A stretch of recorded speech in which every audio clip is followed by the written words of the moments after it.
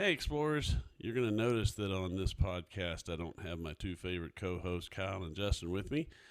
This is going to be an interview with my parents. We're going to go through their lives when they're in their mid 70s, so they've got a lot of ground to cover on how things are the same, how they've changed, what's good, what's bad, and how their faith has kind of got them through the whole thing.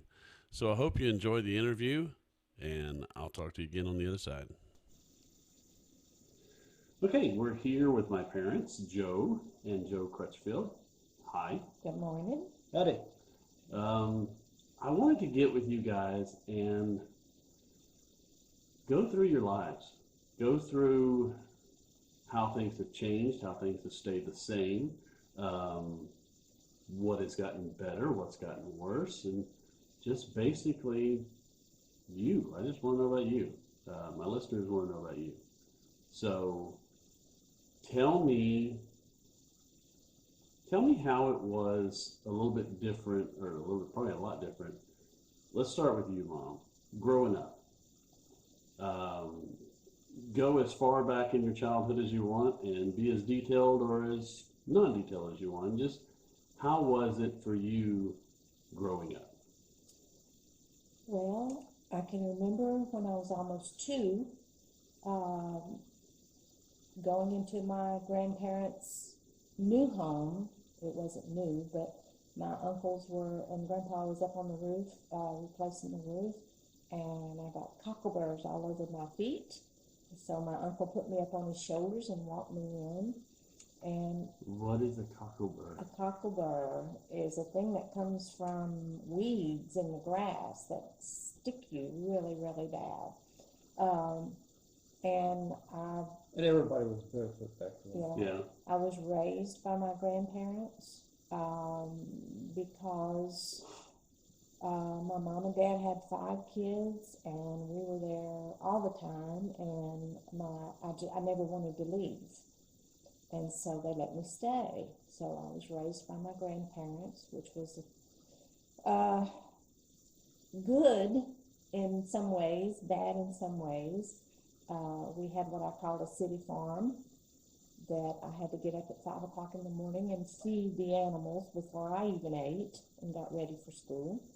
My grandmother was a very strict lady from old school, so I was real restricted in what I could and couldn't do, even when I got older.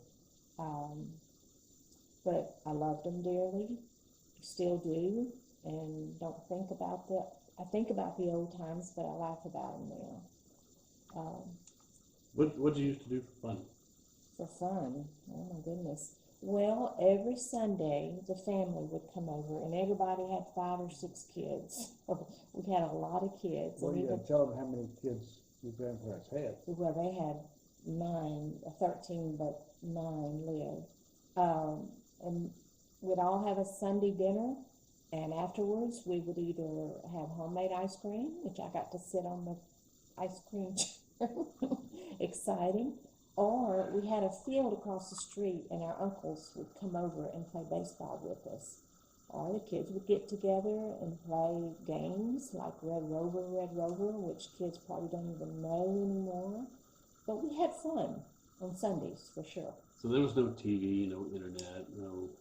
We did have TV. At night it was limited. How old were you when you got TV? Probably 7 or 8? Probably, yeah, about 7 or 8. And we even put the screen that had the blue on top and the green on the bottom for grass. That was our color TV. But you know, we had the old shows, very old shows, and we would sit in the den and watch TV until bedtime. So yeah, we did have TV. So you were the neat little Norman Rockwell family. Not really. I worked hard. You might want to tell them what they spoke around the house. I worked really, really hard. My grandmother was, kids would call her a slave driver today. Oh, I remember Constantine, right? Or Yeah. Constance. Yeah, Constance. Yeah. Mama. I would have to get on the floor, and we had a big floor, tile, and wax it with Johnson's paste wax and then go over it with a rag to buff it, and if it wasn't to her liking, I'd have to do the whole thing over. So I remember when we would go over, and I don't remember how old I was when she died. I want to say 8 or 9, maybe She 10. died in 76. So I've been 10. Okay. Okay. So I remember going over there a lot. We went over there a lot. And usually when I went, all the other, your sisters and all our cousins and everybody was there. And there was this strange noise coming out of the house. And it was always this strange noise. It didn't make any sense to us. What was that strange noise coming out of the house? I'm not sure. It was a language that no one understood. Oh, the language. It was Cajun French, which... AKA Kunes. There you go. We spoke it. That's how I learned. My great-grandparents lived a block from us, so I was sent over there with a message, and they only spoke French. Yeah. So I had to, and then I had to get their answers and bring it all the way back, and so I learned to speak French. I was fluent in French as I was in English. Your daddy used to tell everybody, or he does, that I had to wear a sign in school saying I do not speak English, which is not the truth, not the truth, but I did, we did speak fluent French. So you were bilingual, but not necessarily a lingual that would really help you later. Right. Well, it was French, and we tested that later in life, and she could actually converse with people from France. I mean, actually. So you were in France. Yeah, we were in France one time, but it was the same. It's just that it was like speaking to a person from Boston and a person from South Carolina. They're speaking the same language. Yeah. But it's really different. But we got by. We were in the Army, and we traveled and went to Paris, and we ordered a dinner one night, and your grandmother was with us, his mom, and we ordered steaks, and they were very raw. That's how they ate them over there. Well, I didn't eat raw meat, so they were too embarrassed to send theirs back, but I was able to send mine back and got a perfect steak when I came back. And we didn't need ours. They ate vegetables. So what about you? How did you grow up? Dull life, father worked at Mobil. Father was in the war. He was a war hero, wasn't he? Yeah, but he didn't see me until I was like 18 months old. So you're a true baby boomer. No, baby boomer is after the war. Oh, I was a war baby. War baby, okay. Yeah, okay. My mother was pregnant when my father left to go to Germany. And so she had the baby, and everybody thinks it's funny, but he had a picture of me laying on a bearskin rug, laying on my back, butt naked. That way he could tell all the guys, see, I got a boy, And today you would go to prison for having yes, absolutely. Yes. In fact, that reminds me of taking some pictures of my grandson. Yes. And you like to have a heart attack. You got us. When we showed he's just a baby. Yeah, but that's a naked picture. Well, the worst part was that was back when photos you still had to take them to Walmart. Well, yeah, sure. Yeah, and they would go through the processing, and there were literally people that would have the cops called on them because they were. This was a baby, Yeah. So father worked for. He worked there for a while, and then we were transferred to Fremont, Texas, which is a terrible place down in South Texas, and everybody hated it. So he came back and got a service station, bought a service station, a Gulf service station at Colorado and what used to be the 4 out the road, now MLK, and then. He got another service station, which was a different brand, and he sold the Gulf service station and just had the Texaco. And then, I don't know, 4 or 5 years later, there was a service station on every corner. So he got to where you couldn't make a living hardly. So he had to get out of the service station business and he went to work for Sears as a mechanic, and pretty much retired from there. But my childhood was nothing really exceptional. Well, until I got teenager. But it was a standard childhood. I had neighbors. We all played together in a vacant lot. We had a big old swing. Good friends that I still are friends with now. But later, I was not your model student, I guess you'd say, in high school. I had a tendency to cut up in class, do whatever was wrong. I would do it just to see if I could. And me and school parted ways in the 11th grade. And at that time, I decided idle hands are the devil's workplace, so I decided I better get my hands unidle. So I went in the Army for 6 months, National Guard Army, active duty, Fort Leonard Wood, Missouri. Came home, got home on September the 3rd. School started on September the 4th. So I went back to school, finished my senior year of school. Then that summer I did work that I decided I really didn't want to work like that. I worked all through construction, and I said I didn't really like hard work that much. So anyway, one thing led to another. When were you in the rock and roll band? Oh, that was at about 14 to about 17. When I went in the Army, I loaned a guy my drum. I was a drum, played drums because I couldn't play any instrument, so I played drums. And I loaned him my drums while I was gone. And when I came back, he was about twice as good as I was, so I just sold him my drums and got out of the playing of it. I stayed in the business a little bit. I booked some bands at different places, just I made as much money as they did playing. But let's see, charging forward. I always wanted to work for a police department from the time I was a little child. I had detective books and that kind of stuff I read. And so I went down to the police station when they had an opening for a ID technician / dispatcher. And you had to be 18 years old, and when you turned 21, you would automatically become a police officer. So I went down there and applied for that. And a friend of mine applied also. And the guy, the assistant chief, had me back up against the door frame. He could see daylight between the top of my head and the mark on the wall, because you had to be 5'10", and I was 5'8". So he said, "I'm sorry." So I asked him, I said, "Well, look, if I get 3 years in the military police, will you waive my height?" He said, "Well, get it and come back and see me."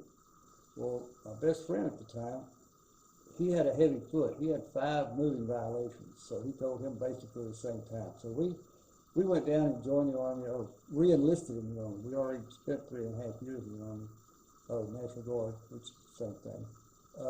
And we went to military police school, got to military police school. First thing that happened is they had me step on a scale, put a little thing on top of my head, and said, "Oops, you gotta be 5'10", you're only 5'8". I said, "Oh no." So, knowing, since we've been in the Army before, we knew who the most powerful people in the Army was. That's the chaplain. Chaplains get things done when nobody else can get things done. So we went and talked to him. It's kind of the same thing, 5 tickets, he couldn't beat MP. So we went and talked to him. He called the company commander and said, "You've got a choice with these two guys. They've got prior military service. They joined 2B MPs. You can either let them in school or let them out." So they let us into school. About a month into the school, we got a letter. I got a letter from my mother. And there's a little article out of the newspaper that said, "Beaumont Police lowers height requirements to 5'8". So here I am. I now have 34.5 weeks of military ahead of me, and I could have been a policeman all that time. But Months, not weeks. huh? Months, not weeks. Yeah, months, not Yeah. weeks. Yeah. So anyway, I went in the military. I stayed in the military, and your mother and I had planned on getting married when I got out of MP school. I was going to go home on leave.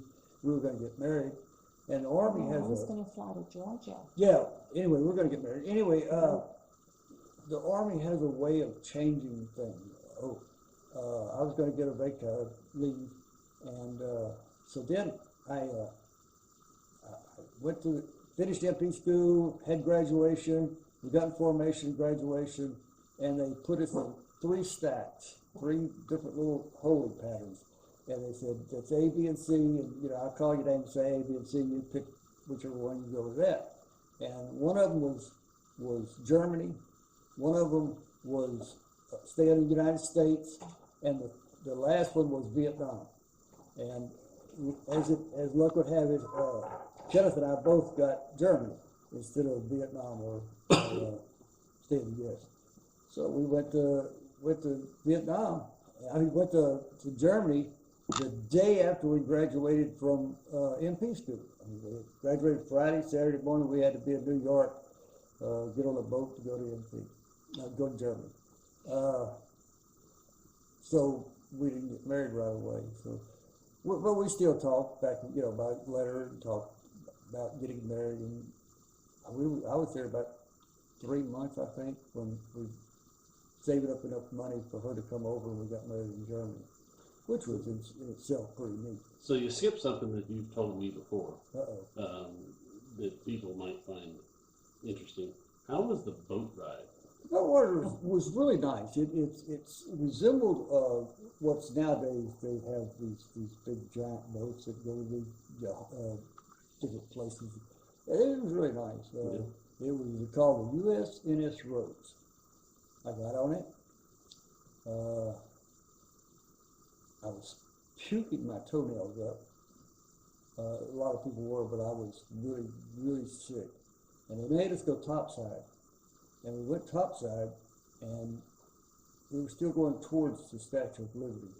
So we were in New York Harbor, and I was sick. And we were fixed to cross the North Atlantic in January, which is a pretty bad place to be. So for 9 days and 9 nights, I threw up. I was able to eat one time, so I went up to finally, about 4 days into the thing, I was able to eat.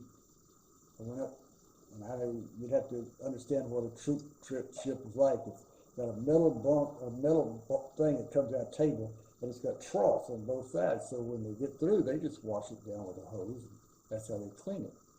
Well, we had spaghetti. This is my first meal now in like 4 days. Spaghetti. It was good. It tasted great. I loved it. The guy sitting next to me, he was eating spaghetti. And the boat was rocking. It had been rocking since the day we left. And we were like this, and we went this way, and when we got this way, this guy threw up in the trough. And when we went that way, there it was, which made me throw up. So that was the last time I went to chow. I just said, no, I'm not. I ate 2 or 3 oranges, and that was about it for the rest of the time. I was sick as a dog. But the minute I stepped on dry land in Bremerhaven, Germany, I was like a drunk. I was cold sober. I wasn't sick at all. I was fine. Didn't bother, nothing bothered me. I was great. All right. Now you're 19? 18. Yeah, I would have turned, that same month, I turned 19. So now you're 18 years old, you're getting on an airplane, you're flying over to another country to meet someone you hadn't seen in a while, Yep. to get married at 18 years old. And they speak a foreign language over there. And they speak it Not everywhere. French. And all my family tried to talk me out of it. If it's love, it will keep till he gets back. But we knew what we wanted, so we were a lot more mature back then than kids are today. Anyway, so we were trying to save up enough money to get me over there, but one day I got this letter with a plane ticket in it. He had gone down to the American Express. Well, one day, if you recall, you got I got a regular, ring. a Regular mail, I got my wedding diamond ring. my engagement ring. But he sent me a plane ticket. He said there's no point in waiting. So he had gone and borrowed the money and sent me a plane ticket. And this was in early May 7th, I'm thinking. And so, yeah, I decided to to do it, to just go on there as a teenager. Now, this being your first time to ever get on an airplane, were you as Afraid? afraid? That's a word. We'll use that word. No, I had never flown before, so I was excited. I was excited to go get married, to go see him again, and it was an adventure. So no, I wasn't afraid at all. So there was a time where you were adventurous. Yeah, yeah. She was yeah, going. heck She wanted to be a stewardess I at one did. time. In high school, that was my goal. I was But going to she be a was- stewardess. Too short. Too short.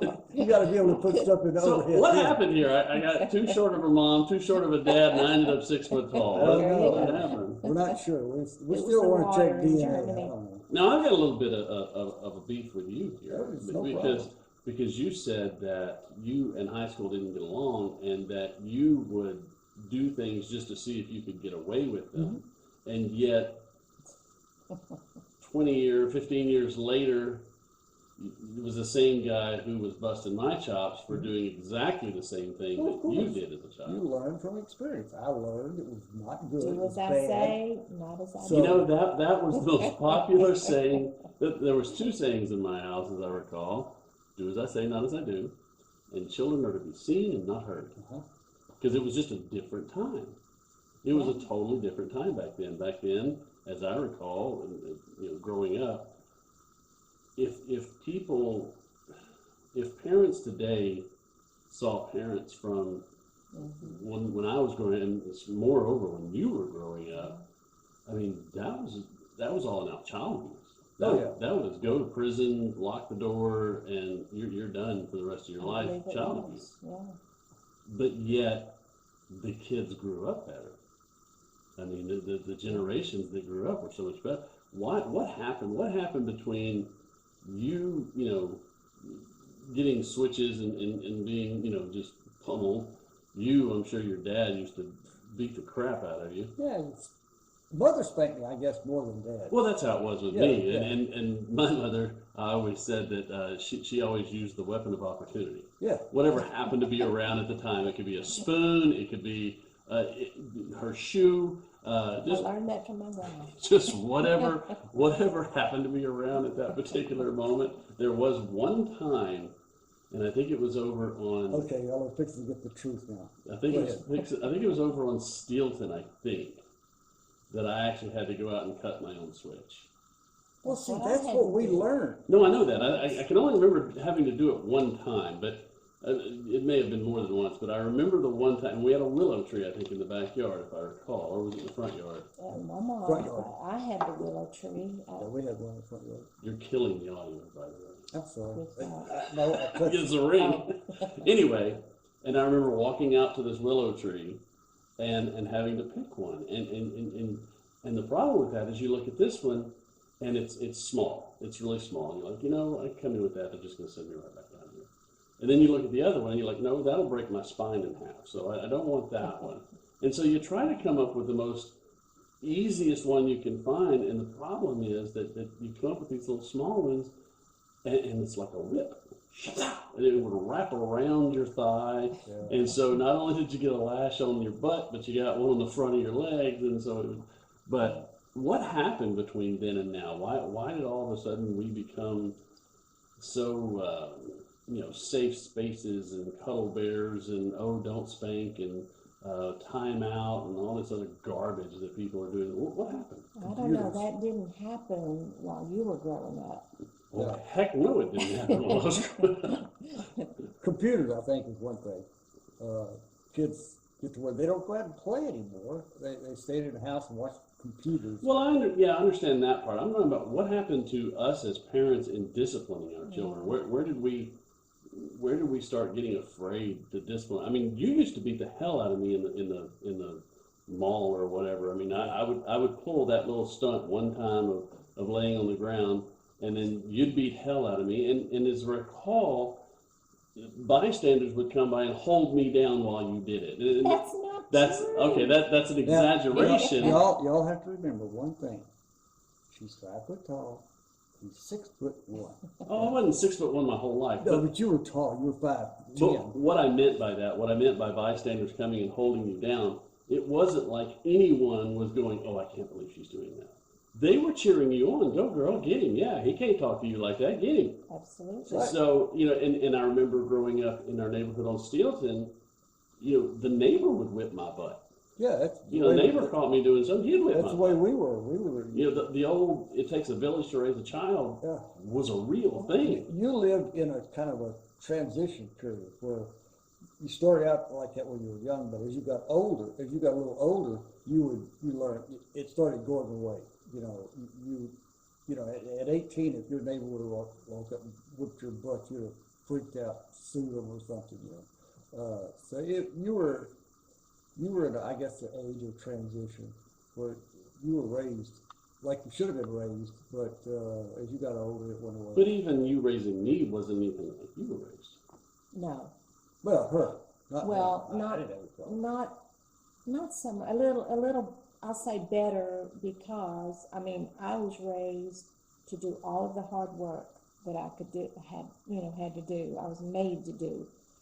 You did some work, but you were paid an allowance. I never saw a dime. It was like a quarter. Whatever. It was not. It spent a lot that day. You didn't know the difference between a nickel and a quarter anyway. But, you had your chores to do, and again, you were paid for it. I kind of learned over the years. One thing woke me up. I remember you had done something so bad. You were like 4. Cannot remember what it was, but you had made me so mad, and I was just straddling you, and I was fixing to just pummel your face. And I thought, oh my gosh, what am I doing? Maybe we'll edit that one out. So I got off you and went in my bedroom and just started crying, and that was kind of a wake-up call for me. Flashbacks of the way she was raised. Yeah, it reminded me, and however, you still got punished, you still got whipped, spanked, I'll say. Oh, I got some whoopings. There's no doubt about it. And as I got not older, I'd say I remember being 8 or 9, maybe. Just getting old enough that I started being more of a handful. And you would chase me around. You would have one hand on my arm, the other hand on, like I said, the weapon of opportunity, and would darn near be chasing me because I'm trying to run away from the weapon. You're trying to whip my butt. Which made me madder. Which made you even madder. Don't you run away from me! And every syllable, as I recall, was you would hit on each syllable. Don't you! It was whack, whack, whack. Now, let me tell you the difference in you and me. She would chase you. My mother said, lay down on the bed. And I would lay down over the bed and she'd spank my butt. And then I'm getting up, age, 12 years old, 11, something like that. And she spanked me, and I'm not going to cry. I'll die before I cry. And she spanked it, and finally she says, I'm going to spank you till you cry. Well, of course, the next time the bell hit my butt, I cried. That's the difference. You didn't fight back, but I ran. Yeah, ran. Where I wasn't allowed to. I didn't dare run. You guys don't know how easy you had it, honestly. Well, I remember the worst day ever in my mind, and it's still I can see it as though it's yesterday. And I think it was junior high school. I'd gotten off the bus, and I had said a bad word on the bus. Oh yeah. I said bitch on the bus. That was the word I said. Today's standards, not a big deal. But back then, the bus driver reported it to the principal. The principal called me to his office. And the principal began to chew my butt about saying these words and being respectful and blah, blah, blah, blah, blah, blah, blah, blah, blah. And what seemed to be forever of this lecture goes on. And the next thing I hear is the door behind me opening. And I kind of turn around, and there walks my father in full uniform, gun and everything, walking in the door, hat on, which he never had his hat on. I don't know why he had his hat on in this particular scene. Has his hat on, full garb, walks in, just the most stone face you've ever seen in your life, And the principal says, Mr. Crutchfield, glad you could make it. Pulls out the paddle from under his drawer, sets it on the table, and says, I think I'll go get a cup of coffee. And walks out the door. And then my dad did exactly what you would think he would do. He bent me over and whooped my butt. Do you remember the time that you used that word again, walking out the back door of our house? Oh, yeah, I got punched in the mouth. At the same time, your daddy walked through the gate. Yes, I got punched right in the mouth. Yeah, but you were referring to your mother Yes. at the time. Yeah, I know. And what did I say when you crumpled down and I have no idea. I was unconscious. You were not unconscious. I said, "Old man still got it." Yeah. And here was the dumb part. You punched me in the mouth, knocked me out, maybe for a second and a half. I crumpled to the ground. I get back up, and the weird thing is, it didn't really hurt. No, I didn't think so. No, you did. You hit me hard. But it didn't really hurt. It was just this shock going through my. It was the first time I'd ever been punched. I've been in fights all the time, but I'd never been punched in the face. You were almost 6 foot tall. What am I supposed to spank you? I don't know, but yes, I remember coming out. I was asking you to do something. You told me no. I asked you again. You told me no. I closed the door and I went, bitch. And as I turned around, my father standing right, already cocked. You were already cocked. I guess you heard it. I don't know. Oh, yeah, I heard it. But the second I turned, you talk about a sucker punch. A blindside. Yeah, that was an absolute sucker punch. Yeah. But punch me, I fall to the ground. And then, after that, you said the dumbest thing I've ever heard you say. What? Go tell her what you said. Well, yeah. Absolutely not. You can punch me again. There's no way I'm going to say that. I learned some other ways to punish you besides hitting you because I couldn't reach you most See, of the you were time. like 5'10" by the end Yeah, of the day. as a teenager. I had to swing up. So I did learn some, what I thought was milder ways, however you might disagree. The rice, I had learned from a babysitter. Okay, so let me set the stage for the audience. This is what the rice was. My mother would go and get uncooked rice out of the pantry. She would put it on the tile floor, the ceramic tile floor. Then she would position me in the rice on my knees, and then I would have to sit there on my knees. Now, when I say sit there on my knees, I don't mean with my butt on my feet. I mean upright, praying style, on your knees, and you think, that's no big deal. Try it for 5 minutes. All right, let me ask you this. What did But you he do? ate the rice. You did. You ate the rice. Well, it's the same thing that you try to get me to stop picking my nose. You put Tabasco sauce on my Yeah. fingers, and I just licked all the Tabasco sauce off. we did it with Joey, and he stuck his finger in his eye. Oh, it's terrible. Oh, he called me. I Yeah, know. I remember that. He was just a ballin'. But we laugh about that now, But if we did that to one of our kids today, Child abuse. Yeah. Well, I can remember another time you used profanity, and your mother did what you do when you use profanity. You wash your mouth out with soap. Ugh. So she starts to leave, and you're standing there with this bar of soap in your mouth. Well, Tell the story. well, what happened was you were working on your bicycle on the patio, and I was just watching, and I was amazed that you could do all these things, knew how to do all these things. Well, something didn't go right, and all of a sudden you took apart and you just threw it across the yard and said, "Son of a," and I thought, And where did I learn that from? Yeah. him. No, I I don't. thought, Grandfather. he didn't just say that. So I opened the door and I said, "Troy." "Oh, Mama, I really didn't mean to say that. I honestly did. I'm sorry. I didn't mean to say." "Come here, Troy." So I brought you in the bathroom and sat you on the commode and proceeded to wash your mouth out with soap. So I left and I went about doing what I needed to do, and I walked in. You were still sitting on the commode with your mouth open, and I said, "Troy, please rinse your mouth out." Get the soap out of your mouth. But I never heard the profanity again. Well, yeah, but you never heard it again. That No, doesn't I mean that know, it it didn't- was there. No, because you say I threw the tool. Yeah, I remember walking into my garage. This was when we lived on Sparrow, and you had that older truck, the blue truck, I think it was, and I think you were trying to change out a water pump or something. But for the son of a mechanic, you were the worst mechanically inclined person I've ever seen in my life. And you were trying to change whatever out, and you told me, "Why don't you go see if you can help your dad?" And I'm like, "No." And you said, "No, go. He needs it." "No, just go." Okay, but I had been here before. I knew exactly what was going to happen.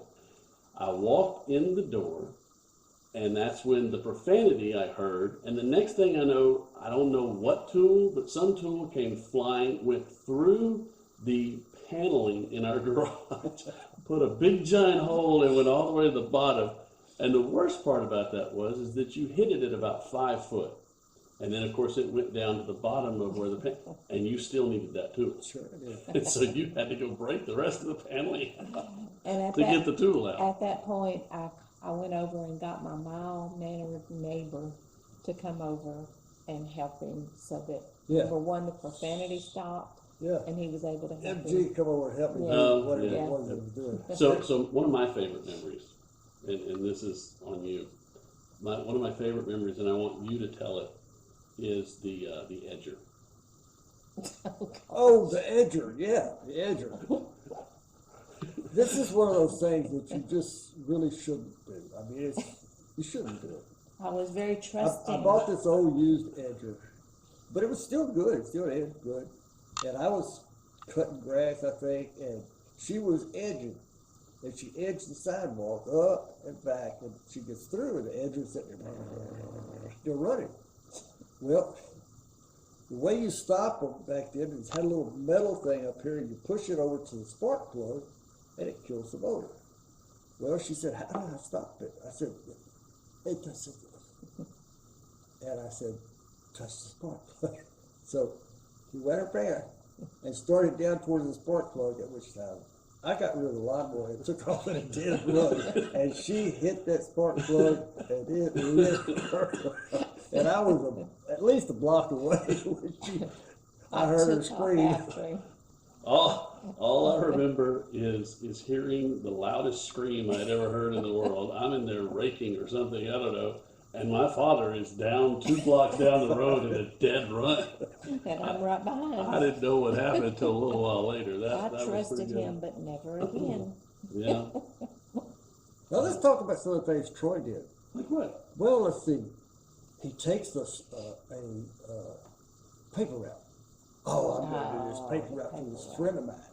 So he takes this paper route, and then he leaves for a 2 week. weeks? A week. Okay, now first Wait of a all, minute. He leaves for a week and wants her to throw his paper route. Well, I can recall. ladies and gentlemen, I'm 10 years old. It's not like Oh, you were not 10. It's not like I could leave without their permission. Closer to 12. Okay, maybe 12. And ask me, honest to goodness, it rained all day, every day during that week that he was was not gone. my fault. And she's sitting on the back of my truck. I'm driving, and she's throwing Or a papers. bicycle. Well, bicycle when it wasn't raining. Well, in all fairness, the reason I was gone for 2 weeks is because I had sold the most papers, or sold the most subscriptions in my area, and I won a trip to like Astroworld or somewhere, or Six Flags. Or No, something that like was that. when you went and spent this 2 weeks with your nanny. Oh, well, that was your fault then. That was your fault. So no, here's what You come back scarred and disfigured. Here's the one I want to ask about, and how in the world could you let this happen? Because you knew it was coming. You knew exactly what you were doing, and to this day, I believe that you did it on purpose. Probably did. Remember when we went to Disney World? Yes. Okay, I think it was like the first year it opened You were or 6 something. years old. I was 6 years Yeah. old. I think it was the first year it opened or the second. Yeah. It was It was very new, new. It was yeah. very new. And we drove all the way, and I even told a story on one of my podcasts about the trip there and how you would stop and pick peaches. You know, we went through Georgia, you picked, or the oranges and this, that, and the other, until you realized you were actually stealing these things. It's a tree on the side of the road. That's someone's orchard. You're stealing their fruit. So anyway, we get to Disney World and all that. But before we went to Disney World, there was the matter of a certain pet that I had gotten not long before, The about rabbit. 6 or 8 months before, Oh, that had Peter. grown up and become a full-fledged rabbit. I love that rabbit, and we had to do something with the rabbit. So y'all told me, oh, just take it over to Uncle Adam's house. well, he had other Uncle rabbits. Adam's got plenty of rabbits. He'll just throw them in there, Had a rabbit cage. yeah, and he'll take care of them. Okay, great. So we take my little rabbit over to Uncle Adam, and we go off for a fun-filled, fabulous vacation at Disney World. And then we come back. Now, we didn't go to Uncle Adam's right when we came back. It was a couple of 2-3 days later before we went over to get my rabbit. And I go to get my rabbit, and what had happened to my rabbit? Silly rabbit. Yeah. Got dead.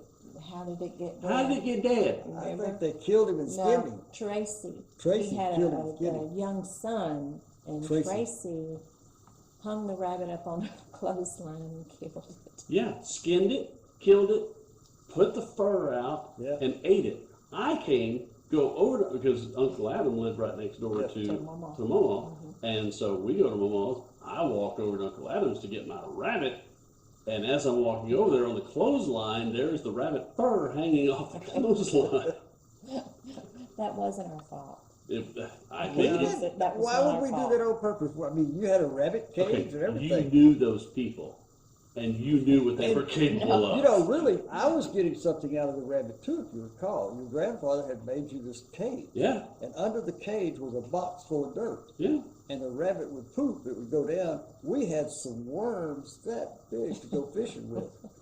Well, I think y'all conspired with Uncle Adam, telling him, hey, I don't care how it is, but we don't want that rabbit back. Now, Tracy got the rabbit. No, And he'll probably do it today. he ate my rabbit. He ate No, my rabbit. Tracy's turned the corner. Oh, has he? He's- Okay. Yeah, he's a good guy now. So, the name of my podcast is Exploring the way being Jesus. And so we try to explore our way. So, tell me, how has your faith or your Christianity, how has that affected your life growing up, in the middle, now? Has it changed? Has it gotten different? Just explain that. For me, my faith has gotten stronger. Excuse me. Over the years, when I was growing up, my grandmother would wake me up 5 o'clock in the morning on Sunday and take me to Mass. We're Catholic every Sunday. So Mass came first, and I said my prayers on my knees every night. Back then, I didn't really know what faith was. When you're small, you don't know. You just know you need to say your prayers and go to church. But over the years, I've grown to love the Lord more than I ever have and rely on Him and pray every single day for so many people. He probably says, oh, there's that girl again, good grief, when she's going to quit. But I do. I pray every day. My faith is stronger than it's ever been, and I believe it's because my grandmother taught me, that God was more important than anything, because we always went to church. And back then, Catholics, we've changed a lot over the years, but we were made to go to church. We had to, otherwise you're sinning if you didn't, and I didn't want to have to go to confession, But I didn't mind it. I mean, we got up early and went to Mass and saw some friends and was able. But anyway, it taught me that God was the most important thing in my life. I was almost like that. Almost. I would get up early Sunday morning when I got a spatula across my butt, because my father would always like to cook breakfast. And he would go in there and be cooking breakfast and trying to get me up to go to church. And I didn't want to go to church, so he would come there with a spatula and I'd get it right on the butt. The metal one on. Middle spatula, yeah. And but I was raised Baptist. My father was a deacon in the Baptist church. Went to church pretty regular, and then when I went to Germany, she was Catholic, and I knew she was Catholic. And so I decided to go Catholic, to change to Catholic, and I took lessons. You met a priest Yeah, I that met a you priest really over there that I liked. really liked him, and he gave me lessons on Catholic religion. So I went ahead and changed over, and of course we've been Catholic ever since. And you know, we go to church. Certainly, we were going real regular, and then COVID came up, and we didn't go for almost a year. It was closed. And We you couldn't finally go. got back. Yeah, now we're getting back to going again because COVID's over. That's about the side of it. So, how does faith play a role in your lives today? I think without faith, we wouldn't be where we are today, in my opinion, because there's so many things that I believe that God would do if you prayed. Excuse me. There is an animal running around Yes, that is she's eating pestering right now. everyone right now. You need to get a picture of him before we leave. I just don't believe that we'd be where we are today without God in our lives and our faith. And Oh, absolutely, with everything that's going on in the world today, Well, that's what I was going to ask you, is with everything that's going on in the world today, I mean, I know for me, and I know how my faith works, and you're a huge part of that as far as bringing me up in that way, but with everything that's going on today, doesn't it seem like God is getting less and less and less important in our country? I mean, it seems like that, immorality, sexual deviance, homosexuality, transgender, trans this, all of these things that are now becoming, that used to be, and I know like when you were growing up, wasn't even a thing. And then when I was growing up, it was something, but it was in the closet and nobody talked about it. It was, we don't talk about that stuff. And now it's, if you don't accept it, then you're the jerk.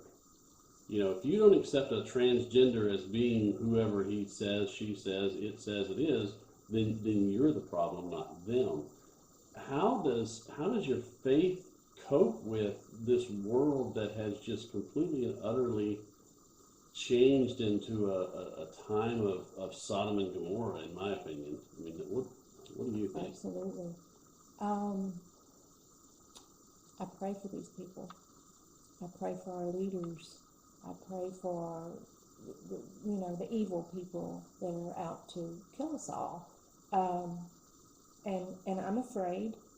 I am afraid of what you're going to face in the years to come. Our grandkids are going to face in the years to come. But I pray. I just pray really, really hard. And you have to be you, and remember your values and your morals, and don't succumb to what the world has become, and just be yourself and pray that God will heal our world. I'm a little different. For being a police officer for 36 years, you get to where you run into these people on almost a daily basis, and you accept them for what they are. You know that they're wrong. You don't judge. And that God will he'll settle things up with them at a later time. It's not for me to settle up. But I just accept them as people, and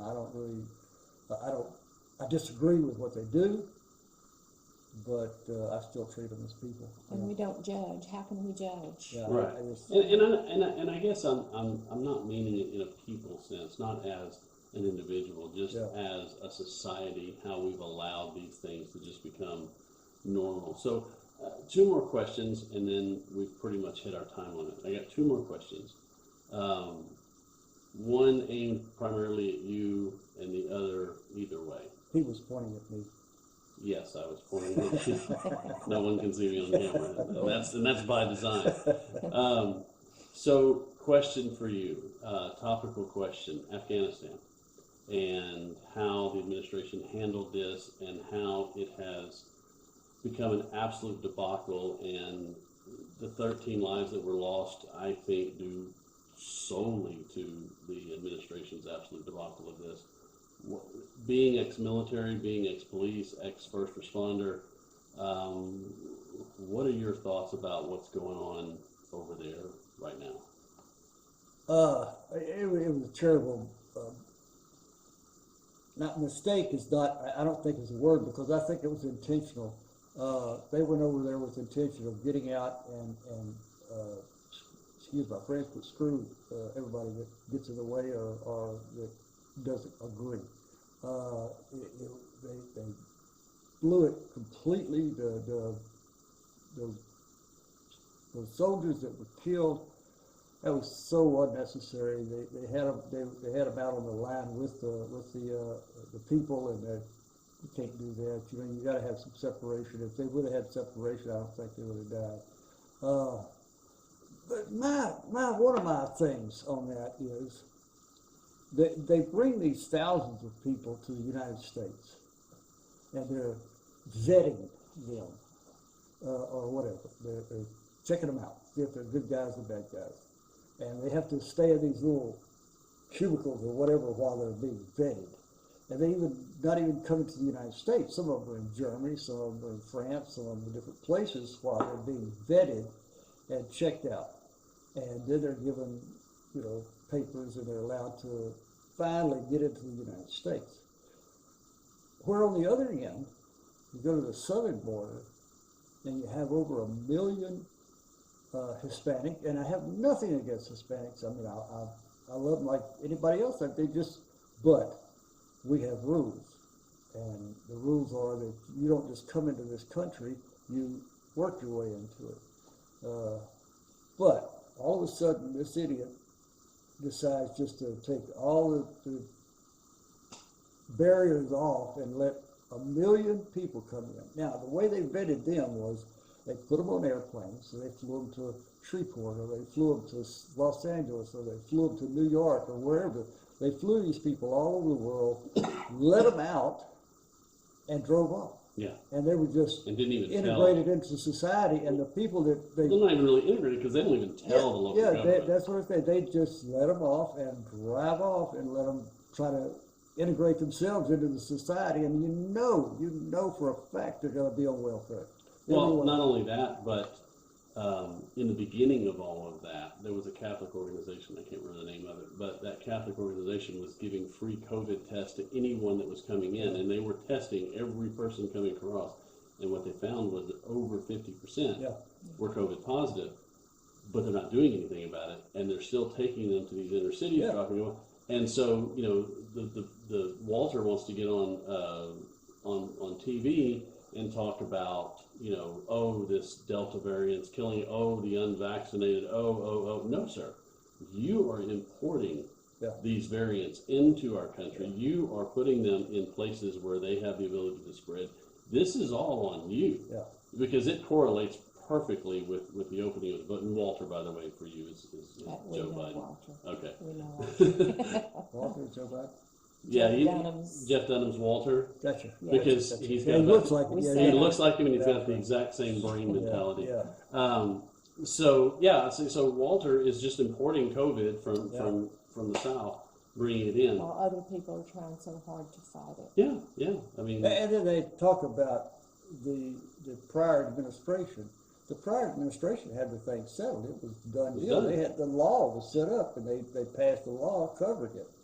And he came in and just violated every law, For spite, I believe. And so I really look at that worse than bringing all these people in from other countries. Now, what happened over there was bad. I'm sure that every soldier that was ever been there has a bad taste in his mouth now. If not a bad taste, then probably the suicide rate will go up a little bit for veterans of Afghanistan. 22 a day now. So. And it was a debacle. It was just a mess. Yeah. All right. Last thing. So a few days ago, one of the laws that went into effect in Texas was the heartbeat bill, which said that abortion is not legal once a detectable heartbeat is found.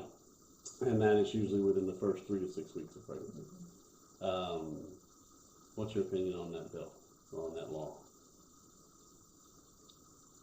All for it. I'm happy about it, very happy about it. Because if there's a heartbeat, there's a child there. And I don't believe in abortion at all. I mean, there's too many people in this world that would love to have a baby to raise. But yeah, to me, the first time I ever heard of partial birth abortion, it just made me cry. Still does.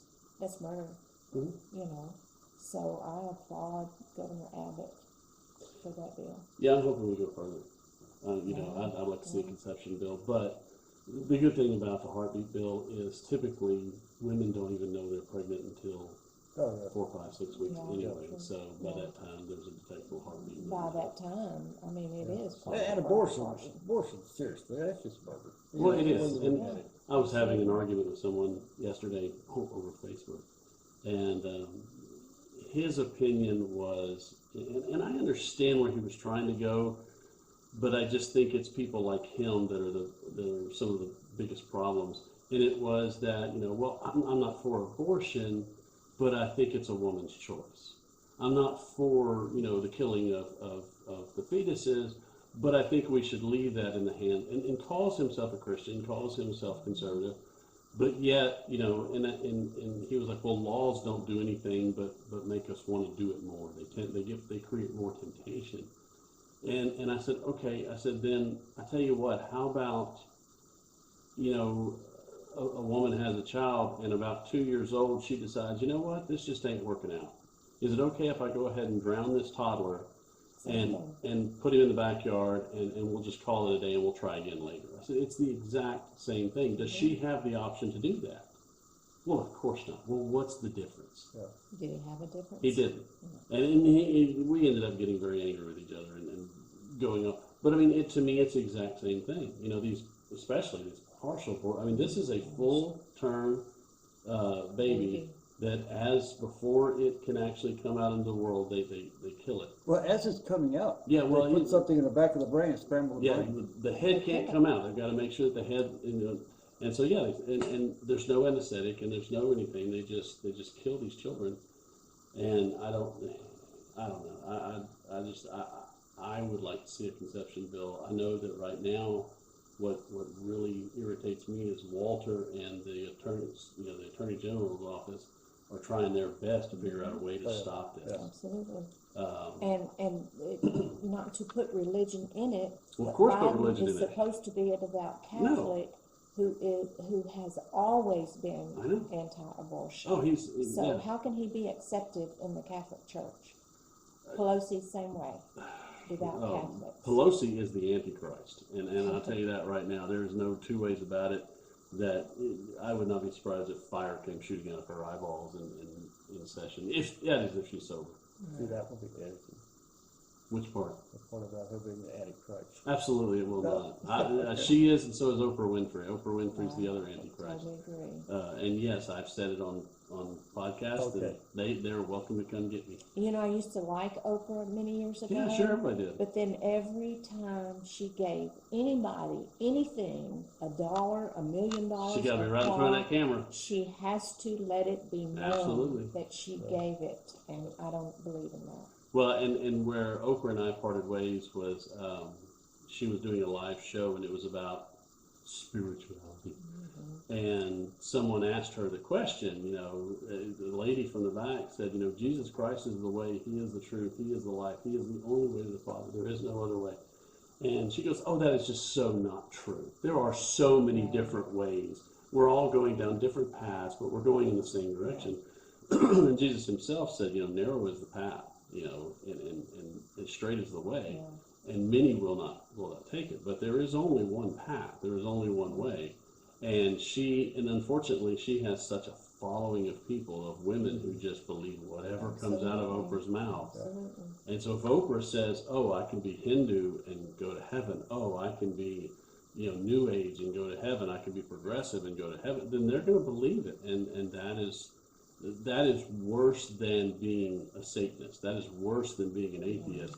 because you are now taking people that would maybe normally follow the right path, and you're putting them on a different path. Yeah. And you're putting them on a Because path you're to able help, to do that, because you have the ability to do that. And that, to me, is a total another enterprise. for sure. Well, this has been fun. I'd like to do it again. I want to get more in depth in other things, but we are at about an hour now, so I think we're gonna go ahead and cut this off. Wait. Yep. You say you want to get more in depth? I do, You get much more in depth, I won't be in jail. probably. Okay. I'm going to use this against you later. I figured. This will be blackmail later. But Troy, can you not say that I've mellowed over the years? Well, yeah. I mean, because if we got it more in depth, I mean, there was a certain time in your life where if it was not for chemical assistance, That's right. I probably wouldn't be here. Ask Callie if she's mellowed. Well, I look at Callie now, and I think Callie's the one that's mellowed. So No, Callie has mellowed. Poor little dog. It's on her nerves. oh, I can imagine. Oh my gosh, yeah. So, well, my two heroes, for absolute certain. Thank you, Thank You you, bet. Troy. Thank you. and We enjoyed it. we'll do it again sometime. Okay. Well, I hope you guys enjoyed that as much as I did. I learned some things about my parents I didn't know.